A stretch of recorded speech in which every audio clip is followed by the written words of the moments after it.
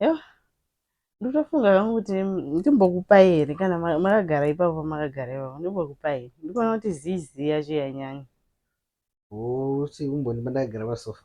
Ndikutongofunga kungokupai makagara ipapo.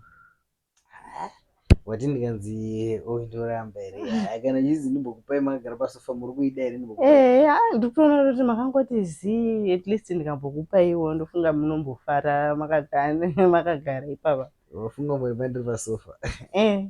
Asi mama muchitongoifunga here kuti ndini ndega ndotongozvifunga kuti ndimbokupai.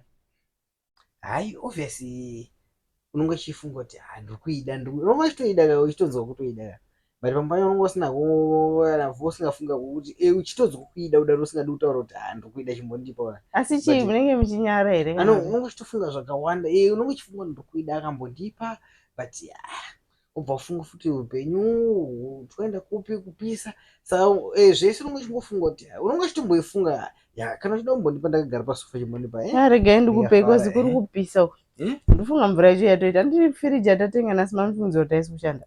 Ndipe mvura yacho kana uchipisa ndipe mvura. Manje yatotonhora ndatomboiisa ndatomboiningira nemaoko ndichida kunzwa kuti firiji iri kushanda here.